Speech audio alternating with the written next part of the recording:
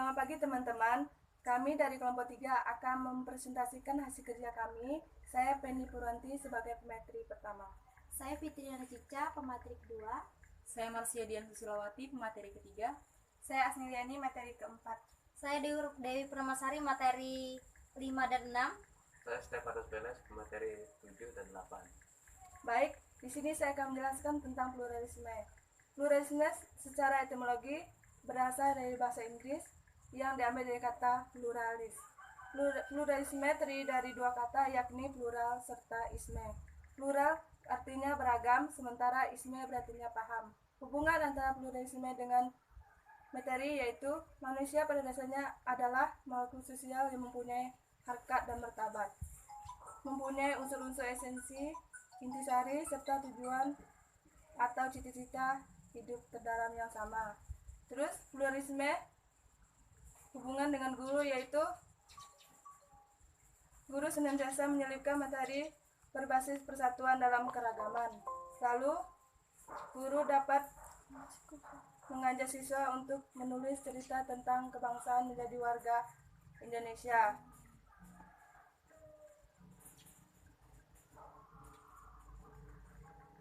Pluralisme kaitannya dengan siswa yaitu suatu konsep dasar yang perlu untuk ditanamkan terhadap peserta didik guna mewujudkan rasa toleransi akan adanya perbedaan dan keberagaman. Terus, pluralisme berkaitan dengan kurikulum, yaitu kurikulum yang ideal adalah kurikulum yang dapat menunjang proses peserta didik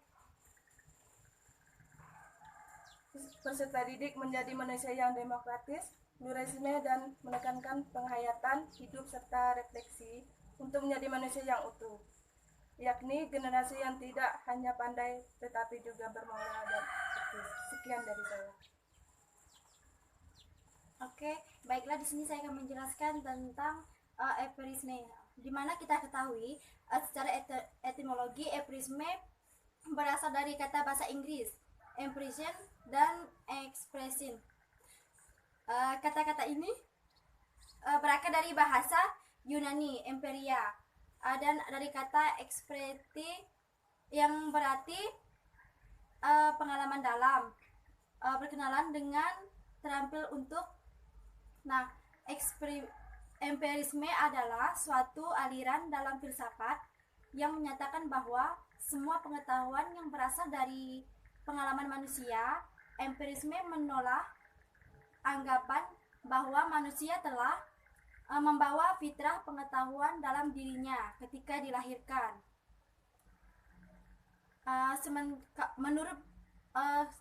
Menurut A.R. Lacy, berdasarkan akar kata empirisme adalah aliran dalam filsafat yang berpandangan bahwa pengetahuan secara keseluruhan atau parsial didasarkan kepada pengalaman yang menggunakan indera, di mana empirisme yang berkaitan dengan guru adalah yang menggerakkan suatu proses belajar tanpa profesionalisme, proses belajar mengajar yang menggerakkan mengajar tindakan mencapai hasil yang baik. Keberadaan guru profesional mutlak mengkaji proses pengembangan sistem pembelajaran. Siswa yang berkaitan dengan empirisme adalah orang yang melaksanakan pembelajaran untuk mencapai tujuan pembelajaran tersebut. Siswa dalam satu kelompok harus memiliki karakteristik yang sama. Untuk penentuan karakteristik lazim digunakan 4 teknis penentuan karakteristik siswa: mengkaji dokumen, tes, wawancara, dan observasi. Nah, kalau yang materi yang berkaitan dengan empirisme ini, pada filsafat ini menggunakan model pembelajaran berbasis inquiry, discovery, dan observasi.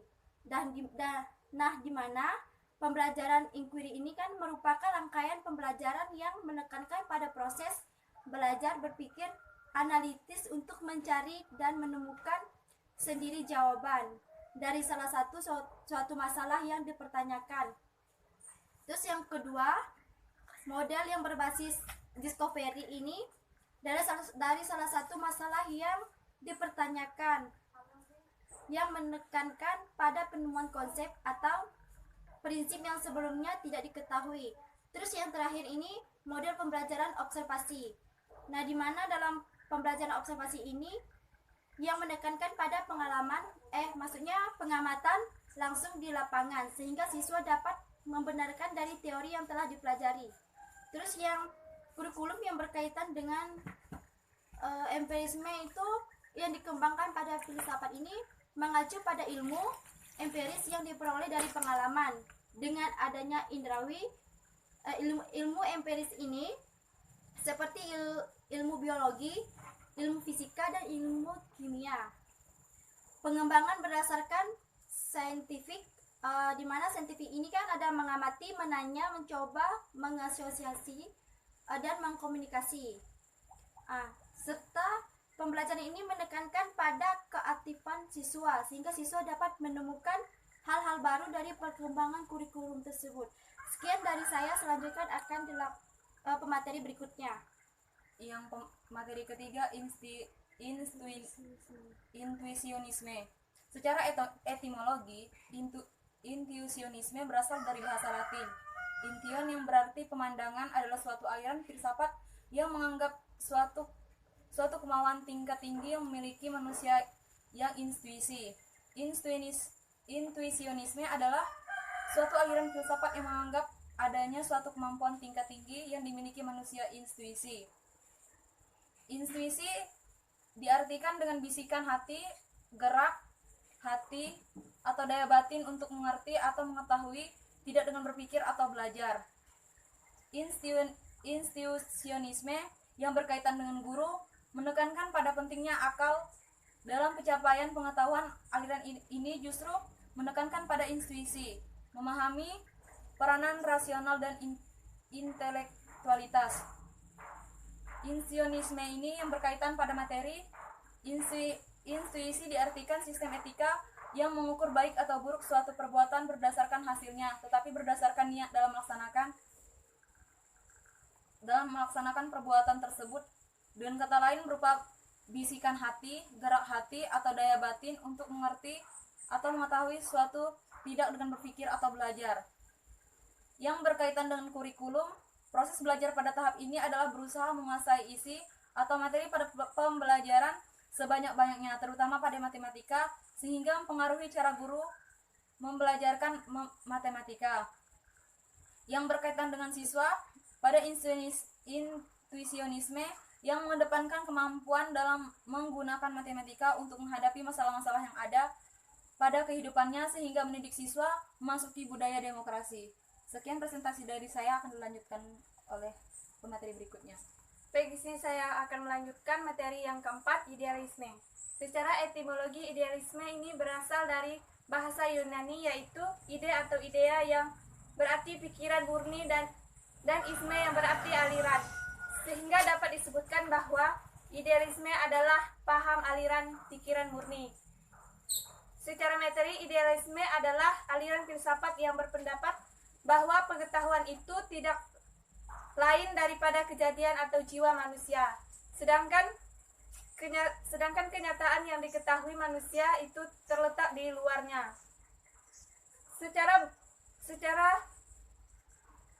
Secara berkaitan dengan guru yang menganut paham idealisme, biasanya keyakinan bahwa spiritual merupakan suatu keyakinan. Mereka tidak melihat murid sebagai apa adanya, tanpa ada spiritual.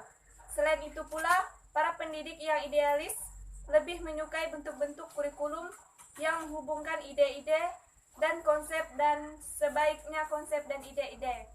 Secara umum, pendidikan idealisme merumuskan tujuan pendidikan sebagai pencapaian manusia yang berkepribadian mula dan memiliki taraf kehidupan rohani yang lebih tinggi dan ideal. Secara kurikulum, yang idealisme digunakan dalam aliran idealis pengembangan kemampuan berpikir dan menyimpan keterampilan bekerja melalui pendidikan praktis. Kurikulum itu hendaklah berpangkal pada landasan ideal dan organisasi secara kuat. Secara metode yang digunakan dalam aliran idealisme adalah metode dialektif, metode dalam mengajar. Metode pendidikan hendaklah mendorong siswa untuk memperluas cakrawala, mendorong berpikir relatif, mendorong pilihan moral pribadi. Menggunakan pengetahuan ini untuk masalah-masalah moral dan sosial, guna meningkatkan minat siswa terhadap isi mata pelajaran dan mendorong siswa untuk menerima nilai-nilai peradaban manusia. Sekian presentasi dari saya, akan dilanjutkan materi kelima. Baiklah, di sini saya akan menjelaskan materi kelima, yaitu holistik. Secara etimologi, holistik berasal dari kosakata Inggris yaitu holistic. Istilah ini berasal dari kata holy yang berarti suci dan bijak. Sedangkan akar kata holy sendiri adalah world yang bermakna menyeluruh.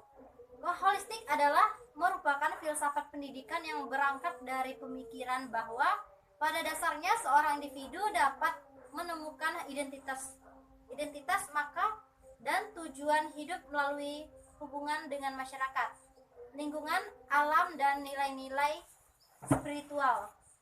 Holistik adalah pola gaya berpikirnya orang-orang yang bergelut di dunia psikologi. Holistik pendidikan yaitu memperhatikan kebutuhan dan potensi yang dimiliki peserta didik baik dalam aspek intelektual, emosional, fisik, artistik, kreatif, dan spiritual. Proses pembelajaran menjadi tanggung jawab personal sekaligus juga menjadi tanggung jawab kolektif.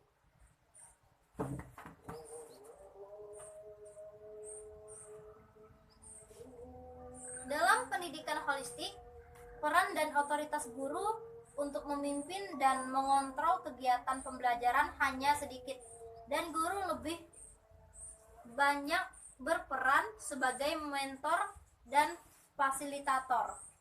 Sekolah hendaknya menjadi tempat peserta didik dan guru bekerja mencapai tujuan yang saling menguntungkan. Kemudian holistik kurikulum. Kurikulum holistik mencoba untuk memperbaiki suatu keseimbangan antara logika dan intuisi atau perasaan.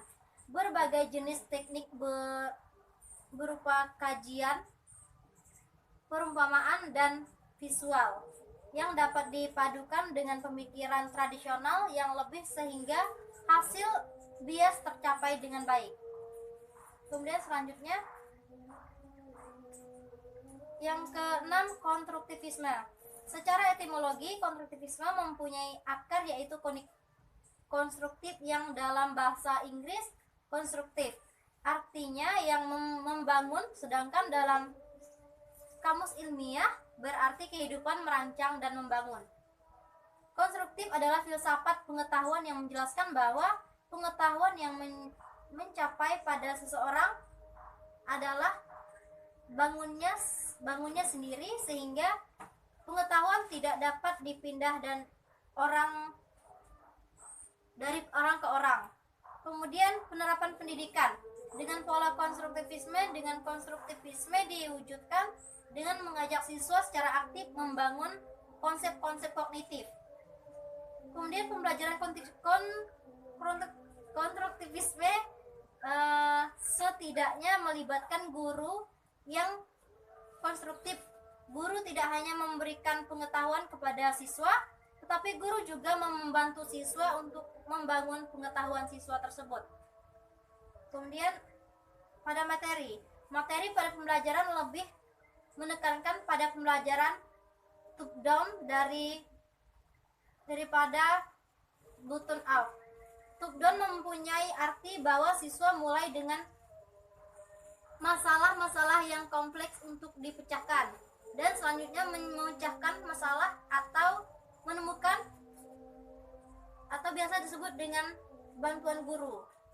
Kemudian pada kurikulum, di mana pada pendekatan saintifik, suatu konstruksi pengetahuan baru bagi siswa melalui proses mengamati, menanya, menalar, dan mencoba. Hal tersebut merupakan pendekatan konstruktivisme yang memberikan ruang bebas terhadap siswa untuk mengkonstruksikan pengetahuan mereka. Selanjutnya akan dilanjutkan oleh materi berikut. Yang selanjutnya yaitu Materialisme. Materialisme adalah paham dalam filsafat yang menyatakan bahwa hal yang dapat dikatakan benar-benar ada adalah materi.